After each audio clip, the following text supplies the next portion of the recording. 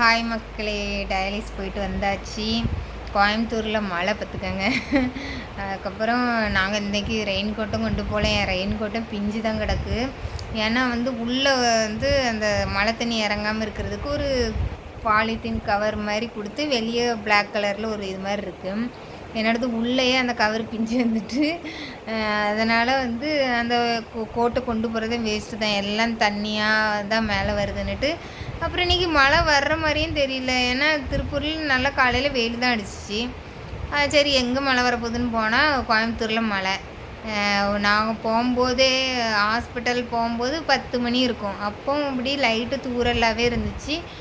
வர தூரல் தான். அதுக்கப்புறம் இப்படியே சாலை இப்படியே வச்சுட்டு இது பண்ணிவிட்டு வந்துட்டேன். அதுக்கப்புறம் ஒரு வீடியோ கமெண்டில் ஒரு சிஸ்டர் சொல்லியிருந்தாங்க, டயாலிஸு ரூமில் அங்கே பிளட் ஸ்மெல் இந்த மாதிரிலாம் அடிக்கும். அவங்க இதாக தான் சொல்லியிருந்தாங்க, அந்த கஷ்டம் இதெல்லாம்ன்ட்டு. நான் ஃபஸ்ட்டு டயாலிஸ் எல்லாம் மோஸ்ட்லி அடிக்காது பார்த்துக்கோங்க. ஆனால் நம்மளுக்கு ரொம்ப சென்சிட்டிவ் மூக்காக இருந்துச்சுன்னு வச்சுக்கோங்களேன், கண்டிப்பாக அந்த வாசம் நம்மளுக்கு தெரிஞ்சிடும். ஏன்னா ஒவ்வொருத்தருக்கும் இப்போ கழுத்தில் போடுறாங்க பார்த்திங்களா, அதில் ஒவ்வொரு டயாலிஸ் அப்பமும் அதை போட ஸ்டார்ட் பண்ணும்போது முன்னாடி இந்த செலைன் மாதிரி கொடுத்து லாக் பண்ணி வச்சுருப்பாங்க பிளட்டு. ஏன்னா கழுத்தில் அப்போது அந்த சிரஞ்சில் இவ்வளோ பெரிய சிரஞ்சு இருக்குன்னா அதில் ஒரு 2 இது ஃபுல்லாகவே எடுத்து கீழே பக்கெட்டில் ஊற்றுவாங்க. அந்த பிளட்டை எடுத்து ஊற்றுனதுக்கப்புறம் தான் டியூப் மாதிரி போட்டு அதுக்கப்புறம் மிஷினுக்கு நம்ம பிளட்டு போயிட்டு வரோம். அந்த பிளட்டை ஊற்றி வச்சுருப்பாங்க. அது ஃபஸ்ட் டைம் நம்ம போனோன்னு வச்சுக்கோங்களேன், அந்த ஸ்மெல்லு கொஞ்சம் நம்மளுக்கு டிஸ்டர்பன்ஸாக தான் இருக்கும். ஏன்னா எனக்கு ஃபஸ்ட்டு டயாலிஸ் பண்ண போகும்போது முதல்ல ஐசியூவில் தான் பண்ணியிருந்தேன். எனக்கு ஸ்டார்ட் பண்ணதே ஐசியூவில் தான். அப்புறம் நார்மலாக நாங்கள் டயாலிஸ் பண்ணுற இடத்துல ஒவ்வொரு பெட்டுக்கு பக்கத்துலேயும் ஒரு பக்கெட் இருக்கும். அந்த பக்கெட்டில் ஒவ்வொரு டயாலிஸ் இப்போ கழுத்தில் புதுசாக போடுறாங்கன்னா 3 மாதம் அந்த கழுத்தில் தான் இருக்கும். அப்போது ஒவ்வொரு டயாலிஸ் அப்பமும் இவ்வளோ பெரிய டியூப் ஃபுல்லாக பிளட்டை கழுத்தில் இருந்து எடுத்து அதை ஊற்றிட்டு அதுக்கப்புறம் போட்டு விடுவாங்க பார்த்துக்கோங்க.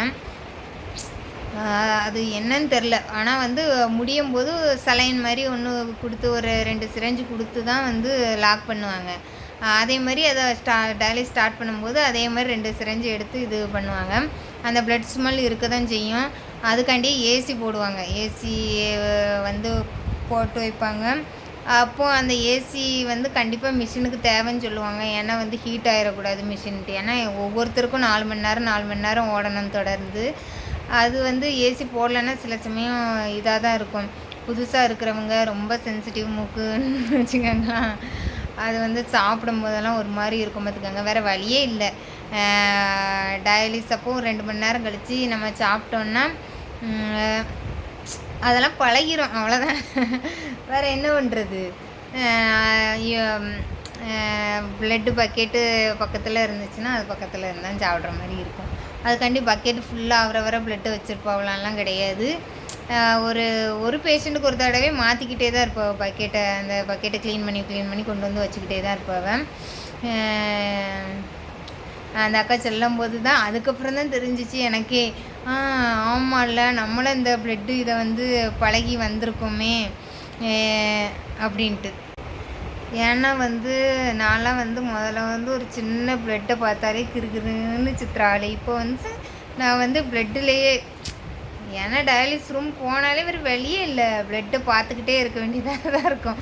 இப்போ நம்ம பிளட்டை பார்க்கலனாலும் அடுத்த மிஷினில் அந்த ஓடிக்கிட்டே இருக்கிற பிளட்டை பார்த்துக்கிட்டே இருப்போம். அதுலேயும் நான் நோட் பண்ணி இது கேட்பேன். இப்போ கையிலேருந்து வெளியே வர்ற பிளட்டு அந்த பிளட் கலரில் இருக்கும் பார்த்துக்கோங்க. அதுவே இந்த கழுத்தில் இருந்து போடுறாங்க பார்த்திங்கன்னா அந்த பிளட்டு நல்லா டார்க்காக இருக்கும். அப்போ அவங்க சொல்லுவாங்க, ஆமாம் இந்த கத்திட்டர் வழியாக வர்ற பிளட் டார்க்காக தான் இருக்கும், கையில் வழியாக வர்றது எப்போதும் நார்மல் கலர். இது என்ன ரீசன்னு எனக்கு தெரியல. ஆனால் நான் மிஷின் பார்ப்பேன். இப்போ இங்கே கழுத்தில் போடுறவங்கன்னா அவங்க பிளட்டு அப்படி டார்க்காக நல்ல ரெட்டாக இருக்கும். இதுவே கையில் போட்டுருக்கிறவங்க பிளட்டு நார்மலாக நம்ம பிளட் கலரில் தான் இருக்கும். இந்த கை வழியாக டயாலிஸ் பண்ணுறவங்களுக்கு நான் கேட்டிருக்கேன், ஒருவேளை வேறு பிளட் குரூப்பா இல்லைன்னா ஏதாவதுன்னா அவங்க சொல்லியிருக்காங்க, எல்லா பிளட்டு இதுவுமே கழுத்துலேருந்து வர்றது இந்த கலரில் தான் வரும்ன்ட்டு. நம்மளுக்கு தெரியல.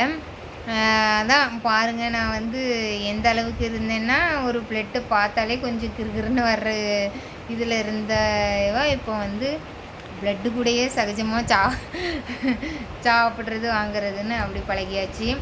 அதுக்கப்புறம் இன்னொரு சிஸ்டர் நேற்று கால் பண்ணி பேசியிருந்தாங்க, உங்களோட யூடிஐ வீடியோ பார்த்தேன், நீங்கள் போட்டிருந்தது ரொம்ப யூஸ்ஃபுல்லாக இருந்துச்சு. ஏன்னா நானும் ஹாஸ்பிட்டல்லாம் போய் கரெக்டாக ட்ரீட்மெண்ட் பண்ணணுன்ட்டு நான் இப்போ பண்ணிகிட்ருக்கேன் அப்படின்னு சொன்னாவ. ரொம்ப சந்தோஷம். ஏதாவது 2-3 பேர்த்துக்கு அது யூஸ்ஃபுல்லாக இருந்தாலே போதுங்கிற மாதிரி தான் இருந்துச்சு. அப்புறம் வந்து ஒரு சிஸ்டர் கேட்டிருந்தாங்க, என் ஹஸ்பண்ட் வந்து அவங்க வந்து 3 மணிக்கே வேலைக்கு போகிறனால விடிய காலம் அங்கே டீ கொடுப்பாங்க. டீ கொடுக்குறதுக்கு வந்து பப்ஸ் எல்லாம் கொடுக்குறது, இந்த பப்ஸுன்னு சொல்கிற மாதிரிங்க சமோசா, அந்த சமோசா கொடுக்குறாங்களா, அது வந்து அவங்க வந்து சாப்பிட மாட்டாங்க. அந்த டீயை மட்டும் குடிச்சிட்டு அந்த சமோசாவை வீட்டுக்கு கொண்டு வருவாங்க. ஏன்னா என் பையன் வந்து கரெக்டாக என் ஹஸ்பண்டு வந்த உடனே வந்து கேட்பான்ப்பா என்ன வாங்கிட்டு வந்தியா அப்படின்ட்டு. அப்புறம் வந்து நீங்கள் ஒன்றுமே வாங்கி தர மாட்டேங்கன்னு சொல்லி திட்டுவான். அதனால் வந்து அவியலுக்கு கொடுக்குற சமோசாவை அப்படியே கவர் பண்ணி இங்கே கொண்டு வந்து கொடுத்துருவாங்க. அதேமாதிரி நான் டயாலிஸ் போயிட்டு வந்தாலும் சில சமயம் வந்து 4:45 5 மணிக்கு வந்துட்டேன்னு வச்சுக்கோங்களேன். அம்மா அப்போ வந்து அவன் டியூஷன் போயிருக்க மாட்டான். அவன் கேட்பான், அம்மா என்ன வாங்கிட்டு வந்தியே எனக்காண்டி அப்படின்ட்டு. அவன் மோஸ்ட்லி கேட்குறது பப்ஸு கேட்பான், இல்லைன்னா ப்ரெட்டும் ஜாமும் வாங்கித்தாங்க அப்படின்ட்டு கேட்பானா. நான் வந்து பப்ஸு வந்து நான் ரெகுலராக டீ குடிக்கிற இடத்துல பப்ஸு விற்க மாட்டாவ பார்த்துக்கோங்க. அதனால் நான் வந்து வேறு ஒரு கடையில் வந்து தான் வாங்குவேன். அங்கே வந்து முழு முட்டையாக வச்சு பப்ஸ் வச்சுருப்பாவ. என் பையன் வந்து தக்காளி சாஸா அது வச்சுருப்பாவ பற்றிலாம், அதெல்லாம் ஊற்றி சாப்பிடாம பார்த்துக்கோங்க. எனக்கு அந்த சாஸை பார்த்தாலே பிடிக்காது. இவன் என்ன ஒரு வெரைட்டியாக இருக்கான் அப்படிங்கிற மாதிரி இருக்கும். வந்து நாங்கள் டயாலிஸ் முடிச்சு வந்தால் டெய்லியும் பப்ஸு தான் கேட்பேன், அம்மா பப்ஸ் வாங்கிட்டு வந்தியலா பப்ஸ் வாங்கிட்டு வந்தியலான்ட்டு. நான் வந்து ஐயா இன்றைக்கி வாங்கிட்டு வரல, நேற்று முந்தான திங்கக்கிழமை போகும்போது ப்ரெட்டு வாங்கிட்டு வந்தேன் பார்த்துக்கோங்க. ப்ரெட்டும் ஒரு சின்ன ஜாம் டப்பாவும் அதை வந்து சாப்பிட்டாவ. சிஸ்டர் கேட்டாங்க, உங்கள் ஹஸ்பண்ட் ரொம்ப நல்லவிய இப்படி கொண்டு வந்து தராவில், வேறு என்ன பண்ணுறது, எல்லாமே வந்து கணக்கு பார்த்து தான் மக்களே வாழ வேண்டியதாக இருக்குது. அதனால் அவியலுக்கு வந்து இப்போ வந்து வாரத்தில் ஒரு தடவையா அந்த ஒரு நாள் சம்பளம் 500 ரூபாயா, அதை வந்து நான் டயாலிஸ் போகிற அன்றைக்கி வந்து பெட்ரோலுக்கு மட்டும் வாங்குவாங்க. 300 ரூபா பெட்ரோல் ஆகும்னு சொல்லுவாங்க. அந்த பெட்ரோலுக்கு மட்டும் வாங்கி போகிற மிச்ச காசு, அப்புறம் காய்கறி ஏதாவது வாங்கிட்டு வந்தாங்கன்னா அதை கழிச்சிட்டு மிச்ச காசை வந்து டெய்லியும் வாங்காமல் வாரத்தில் ஞாயிற்றுக்கிழமை மட்டும் வாங்கிட்டு வருவா பார்த்துக்கோங்க. அதனால் வந்து டெய்லியும் ஏதாவது வாங்கி கொடுக்குறதுக்கெலாம் எங்கிட்ட காசு இருக்காது. அதனால் சரி அட்லீஸ்ட் நம்மளுக்கு கிடைக்கிறதையாச்சும் பிள்ளைகளுக்கு கொண்டு வந்து கொடுப்போன்ட்டு எடுத்துகிட்டு வருவாங்க. சில சமயம் சாப்பிடுவான். இன்றைக்கி அவன் சாப்பிடாமே போயிட்டான். அதனால் நாங்கள் வந்து அதை வந்து சோத்துக்கூட்டு கொண்டு போயிட்டோம் ஹாஸ்பிட்டலுக்கு. அவிய வந்து அந்த பப்ஸ் அந்த சமோசா வாங்கிட்டு வந்தாங்கன்னா உள்ளே இருக்கிற ஸ்டஃபிங் வந்து எனக்கு பிடிக்காது. வெளியே இருக்கிற தோலை மட்டும் சோத்துக்கூட்டுக்கு வச்சு சாப்பிட்டுட்டு முடிச்சிருவேன். இது வந்து